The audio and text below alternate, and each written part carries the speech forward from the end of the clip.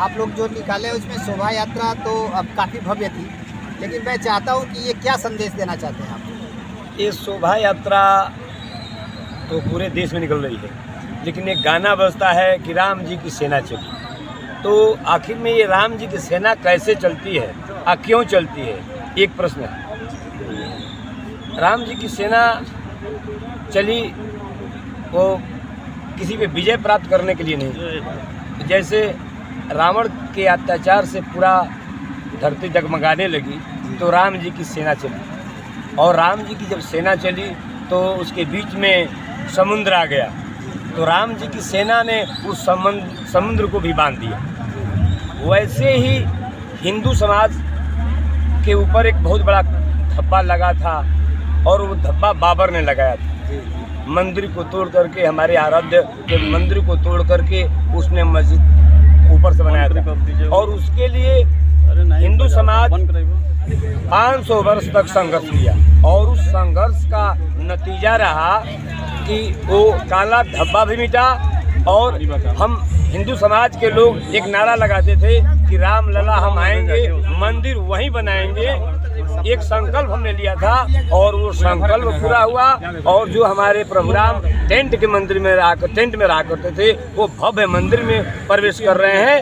तो उसी के लिए अयोध्या से पूजित अक्षत आया है, और उस पूजित अक्षत को हम सभी लोग घर घर पहुंचा रहे हैं और निमंत्रण दे रहे हैं कि हम सभी लोग 22 जनवरी को अपने हर गांव को अयोध्या बनाएंगे, अपने गांव के हर मंदिर को राम मंदिर बनाएंगे।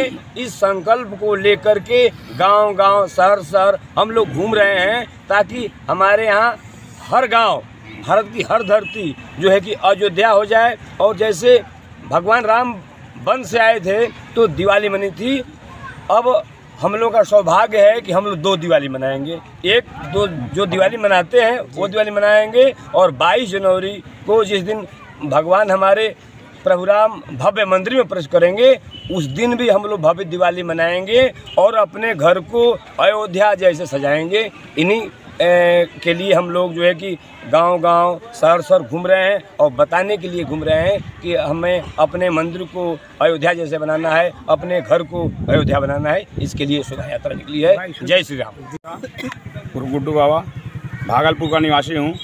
कार्य सेवा में हमारे सभी बड़े भाई लोग गिरफ्तार हो गए, लेकिन इस देखने के बाद हम लोग योजना यहाँ से बनाए हम और भागलपुर के सत्यपाल यादव, और हम लोग अपना रूट चेंज कर दिए और बाई ट्रेन हम लोगों ने लखनऊ तक की सफ़र की। और लखनऊ से हम कार्य सेवा में जाने के लिए एकदम तत्पर थे, और लखनऊ से अयोध्या गए और कार्य सेवा में भाग लिए।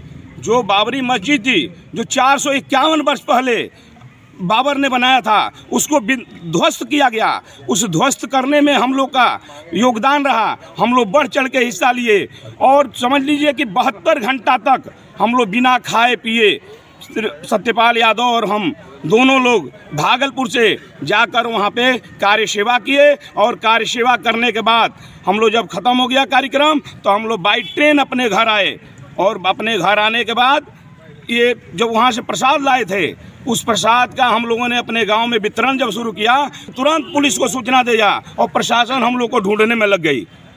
इसलिए कि इतना आतंक था, बाबर ने तो आतंक किया ही किया। हमारे और जो जैसे मुलायम सिंह यादव ने गोलियां चलवा दी, उसी तरह इन लोग के ऊपर मुकदमा दर्ज कराने का कोशिश किया, लेकिन नारायण की कृपा रही कि किसी ने हमको अरेस्ट नहीं कर पाया। और हम लोग थाने में हम लोग दरोगा से अपनी बात बताए कि मैं कार्य सेवा में गया था और कार्य सेवा से हम लोग आए हैं, और प्रसाद जो चाहता है उसको देते हैं, न हम लोग भड़काऊ भाषण दे रहे हैं, न हम लोग कोई वो करते हैं। लेकिन आज मुझे बहुत गर्व है कि हम लोग कार्य सेवा किए और भगवान राम का भव्य मंदिर बना, और उसमें भगवान राम आज विराजमान हो रहे हैं 22 तारीख को।